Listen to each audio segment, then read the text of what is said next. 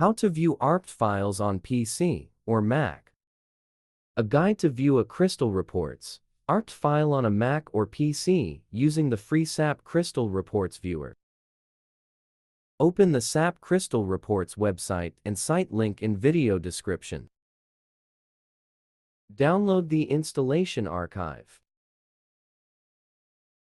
Install SAP Crystal Reports Viewer. Open SAP Crystal Reports Viewer. Click I agree. Click Browse for report. Open the folder that contains the RPT file. Click the RPT file to select it. Click Open button.